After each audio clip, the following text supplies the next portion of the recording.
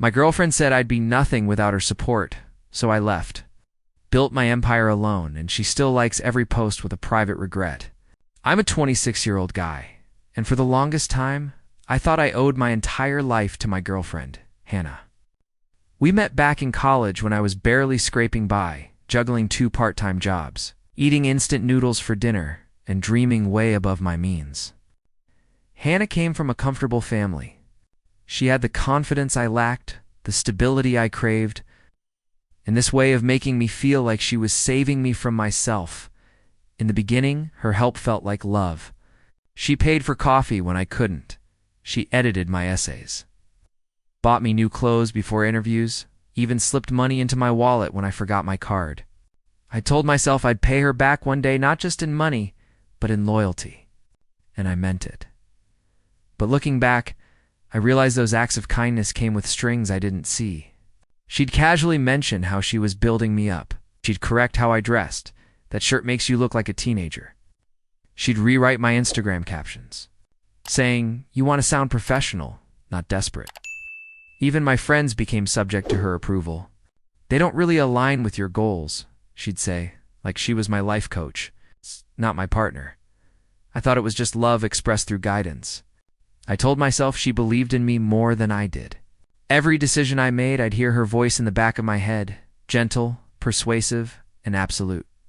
But sometimes, late at night, I'd wonder why her support felt so heavy. Why every "I'm proud of you" sounded like you'd be lost without me. I brushed the thought away. After all, she had stood by me when no one else did. At least that's what I kept telling myself. Until I started realizing what her support was actually costing me. It started small. It's the kind of comments that sound harmless until they pile up and start echoing in your head. Hannah had this way of making every disagreement sound like a life lesson. One night, I was talking about starting a small freelance business.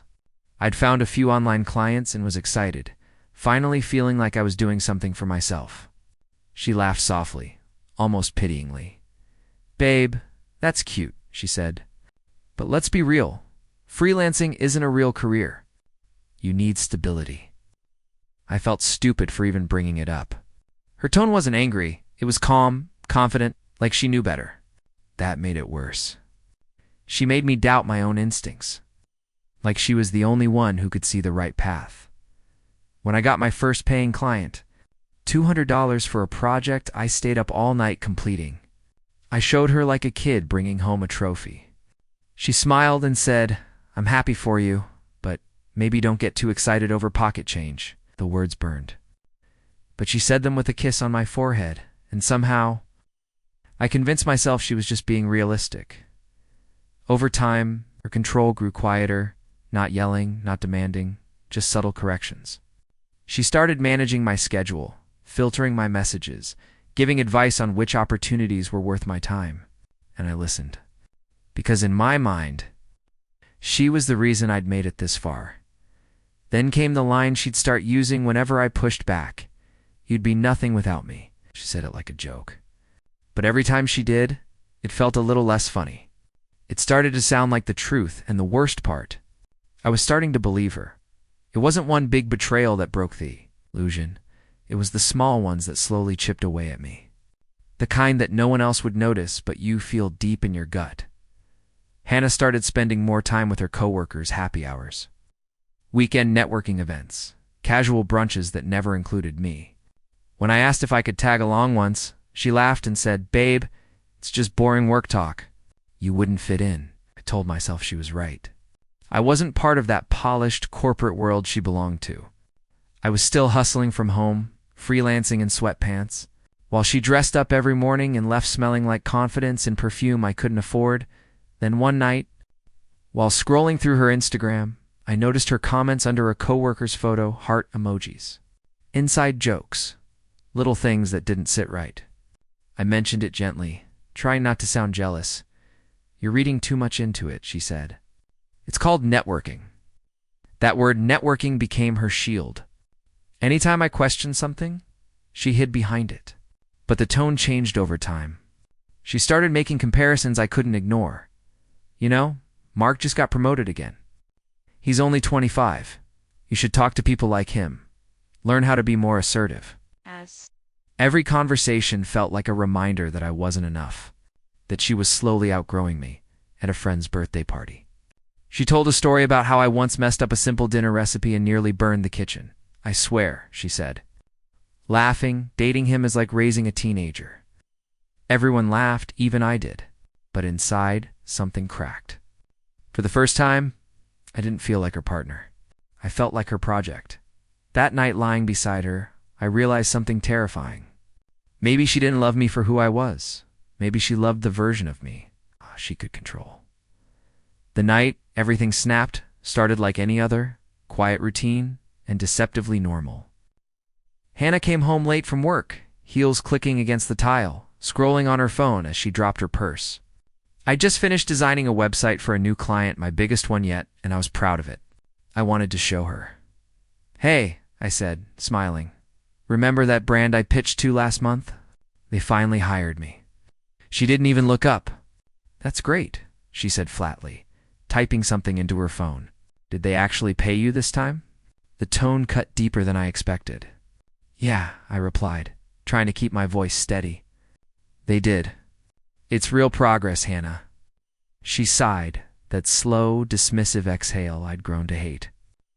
Look, I'm not trying to be mean, but maybe focus on something stable. You've been doing this startup thing for years, and it's still not working. Something in me finally broke. Why do you always say that? Why do you talk to me like I'm a failure? Her eyes narrowed. Because I'm the only one honest enough to tell you the truth. You'd still be living with your parents if it wasn't for me. I felt my pulse in my ears. You keep saying that like I owe you my life. She laughed, cruel, sharp. You do. Without me, you'd be nothing. The silence after that felt radioactive. I looked at her, really looked, and saw someone who didn't love me. Just someone addicted to being needed. I didn't shout. I didn't cry. I just walked into our bedroom, grabbed my duffel bag, and started packing. She followed, confused at first, then angry. What are you doing? I zipped the bag shut and said quietly, proving you wrong. Hey, that night I left. No plan, no backup. Just the sound of her voice echoing after me. You'll come crawling back. You always do. But for the first time, I wasn't so sure I would. Leaving her apartment that night felt like stepping off a cliff with no parachute. I had one duffel bag, a half-charged phone, and less than $200 in my account. I crashed at a friend's place for a week before finding a small studio barely big enough for a bed and a desk. But it was mine. The silence was heavy at first. No more morning alarms from her phone, no perfume lingering in the air, no voice telling me what to do next. Just me and the echo of her words. You'll be nothing without me, they repeated like a curse. Every failure, every unpaid invoice, every rejection email made those words louder. There were nights I'd stare at the ceiling, wondering if she was right, if I'd made the biggest mistake of my life walking away from the one person who believed in me. But there was something freeing in the struggle too. I didn't have to ask permission anymore. I could fail on my own terms. I took on every freelance job I could find, logo designs, blog layouts, even social media posts for small cafes. It wasn't glamorous, but it was honest work. Every morning, forced myself out of bed, brewed cheap instant coffee, and whispered, just one step forward. Some days, that step was answering an email. Other days, it was surviving the urge to call her. Weeks turned into months. The silence that once felt suffocating began to feel peaceful. I could hear myself think again. No corrections, no criticism, no invisible leash. Still, late at night when the city went quiet, I'd catch myself reaching for my phone, half expecting her name to pop up, half hoping it wouldn't. I didn't know it yet. But those lonely nights were building something she never could. A version of me that didn't need saving. The months that followed felt like a blur of caffeine, exhaustion, and stubborn determination. I worked from dawn to midnight, taking any job that paid logo revisions for $30. Full websites for $200, social media posts for brands that barely existed. My studio walls were covered in sticky notes with goals I wasn't sure I'd ever reach. But they gave me something I hadn't felt in years. Purpose. Money was tight. Painfully tight. I'd eat cereal for dinner, skip weekends out, and wear the same 2 shirts on rotation. But I was free to fall, free to rise, free to become someone on my own terms. Slowly, my name started to circulate in small online communities. A marketing agency noticed one of my designs on Twitter and hired me for a short project. Then another client came through word of mouth. For the first time, I had a steady stream of work. Nothing huge, but enough to breathe. Then one morning, I woke up to an email with the subject line, "Interested in collaboration?" A small business owner had seen my portfolio and wanted a long-term contract. It wasn't luck. It was the result of every sleepless night I'd spent doubting myself. Meanwhile, Hannah started texting again. Little things like, "Saw your new post. Proud of you," or "You're finally doing what I always knew you could." The messages were polite, too polite. I could almost hear the rehearsed sweetness in them. I didn't respond. Not out of anger, but because I realized something profound. I didn't crave her validation anymore. Her voice, the one that once lived in my head, was finally fading, and in its place, I started hearing something new. My own.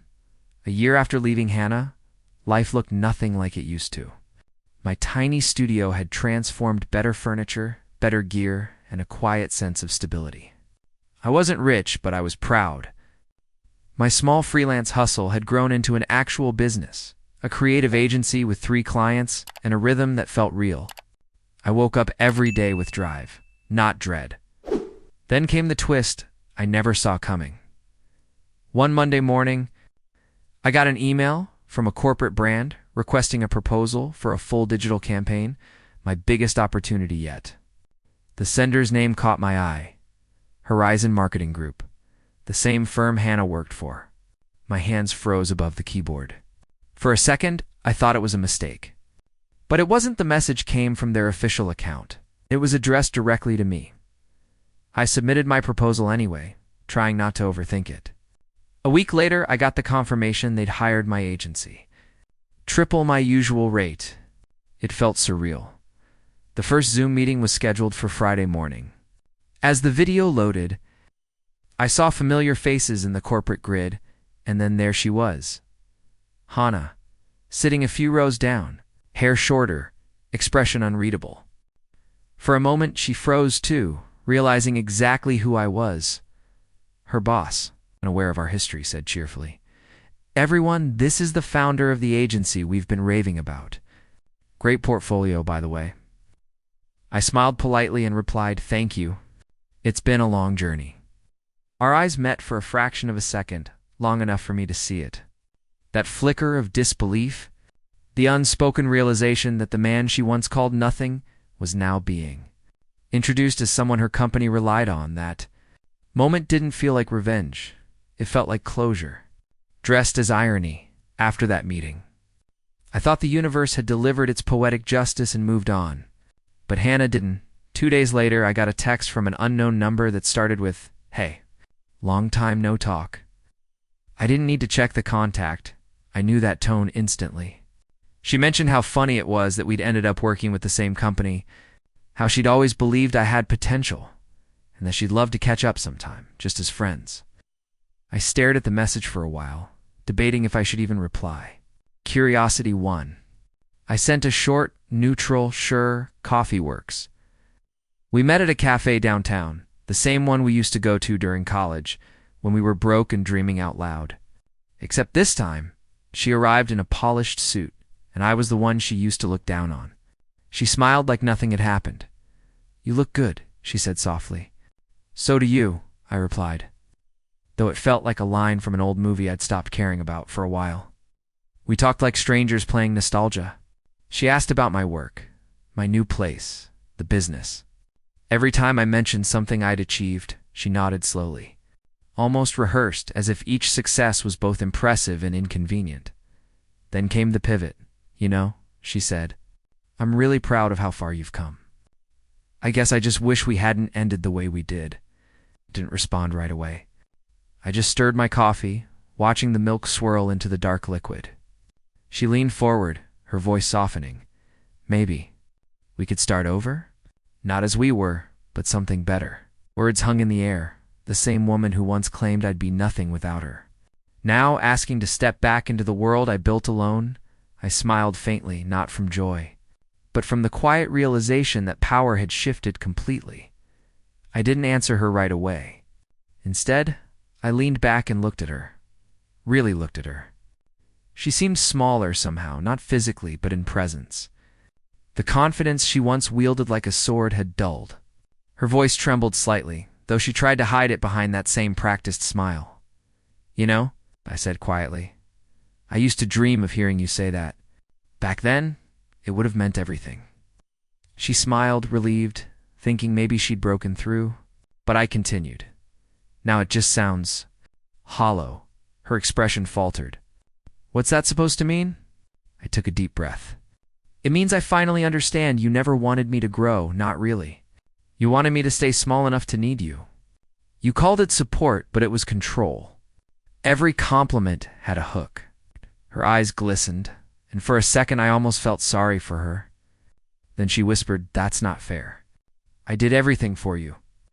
I shook my head. "No, you did everything for you. You needed someone to fix, not someone to believe in." Silence stretched between us, thick and uncomfortable. Around us, cups clinked, people laughed, but it all felt muted, like we were the only two people in that cafe, frozen in an unfinished story. Finally, she said, "I made mistakes, okay? But I loved you." I looked her straight in the eye. "Maybe, but you loved the version of me that couldn't stand without you. And that's not love, that's ownership." Her lips trembled, but no words came out. She blinked rapidly, fighting tears. For the first time, she had nothing to say. I stood up, placed my cup down, and said softly, "Thank you, Hannah. You were right about one thing. I did need you once, but not anymore." Then I walked away, leaving her alone at that table, the same way I'd once felt every day beside her. After that cafe meeting, I thought that was the end, the final goodbye we never got to have. But regret has a way of echoing louder when it's witnessed by others. A few months later, my agency landed a campaign that went viral. We'd helped a local clothing brand skyrocket their sales through storytelling ads, the kind that hit emotions. It's not just products. Overnight, my inbox exploded. Interviews, podcasts, collaborations. My follower count tripled in a week, and that's when I noticed it. Every single post I made, every milestone, every project, every quote about growth had one familiar name in the likes. Hannah, at first. I brushed it off. Maybe it was guilt, maybe habit, but it kept happening. New uploads, new achievements. There she was, silently clapping from the sidelines. No comments, no messages, just that one quiet acknowledgement that said everything words couldn't. Friends noticed too. One texted me, "Dude, your ex is liking all your posts." Awkward or satisfying? I laughed it off, replying, a little of both. But deep down, it didn't feel like revenge anymore. It felt like justice, the kind that doesn't need confrontation. Because her likes weren't admiration, they were witnessing. She had a front row seat to the life she said I'd never have without her. Then one day, during an interview, the host asked, "What's the best advice you've ever received?" I smiled. Someone once told me I'd be nothing without them. I think proving that wrong was the best thing I ever did. When the clip went viral, she liked that post too. It was poetic watching her quietly applaud the story. She unintentionally wrote the first chapter of, she once called herself, "my foundation," turns out. She was just my starting line. Success has a strange way of bringing old ghosts back to life. One night, after a long day of meetings and calls, I sat alone in my new apartment, bigger, brighter, and nothing like the cramped studio where I'd rebuilt myself. But instead of celebrating, my mind drifted backward. I remembered the nights I used to sit in darkness, eating cheap noodles, wondering if Hannah was right. If I was destined to fail without her. There were moments I nearly called her, not out of love, but desperation. I can still see myself then, unshaven, exhausted, half believing I'd made a mistake walking away from the only person who believed in me. That memory hit harder than I expected. For all the success I'd built, a part of me still carried that ghost of unworthiness she planted. That voice, quiet but sharp, whispering, "You were nothing before me." I poured a glass of water, stared at my reflection in the window, and realized something. I hadn't reached the top. I'd just escaped the bottom. For years, I thought my revenge would be success, money, recognition, independence. But staring at that reflection, I realized true revenge wasn't about proving her wrong. It was about healing the version of myself who believed she was right. I sat down and wrote a letter not to send, just to purge it out. I thanked her for pushing me, for breaking me, for teaching me what control disguised as love looked like. Then I wrote, "You didn't build me. You broke me, so I'd learn how to build myself." When I finished, I folded the paper and burned it in a small dish by the window. Watching it turn to ash felt like watching my old self disappear with it. That night, for the first time in years, I slept without dreaming about her. Months passed, and life settled into something peaceful, not the explosive highs of success or the suffocating lows of heartbreak, but a calm, steady rhythm that felt earned. My agency was thriving, my circles small but genuine, and I finally felt like I was living, not performing. One evening, I found myself scrolling through my old posts, those early milestones that Hannah had quietly liked. Each one told a chapter of my rebirth. Then I reached the most recent photo. Me standing on the rooftop of my office, city lights behind me, captioned simply, "Built from scratch." Minutes after posting it, there it was again, her like. No message, no comment, just silent acknowledgement. But this time, instead of irritation or pride, I felt nothing but peace. Because I finally understood something. I didn't need her apology. I didn't need her regret. I'd already closed that chapter, not with anger. But acceptance? I thought back to the boy she met, unsure, broke, desperate for validation, and realized that version of me died the night I walked out with a duffel bag. The man who replaced him didn't rise because of her words. But in spite of them, I opened a blank note on my phone and wrote something I knew would resonate with every person who's ever been told they're not enough. You said I'd be nothing without you. But it turns out I was nothing until I left you. I smiled, posted it as a quote image, and locked my phone. Within minutes, it started getting shared. Thousands of people commenting things like, "This hit hard and been there." Just my story anymore. It was everyone's who'd ever escaped. Someone who mistook control for love. As I stood on that rooftop, wind brushing past me, I whispered to myself, "You were wrong, Hannah. I didn't need you to become someone. I just needed to lose you to remember who I already was."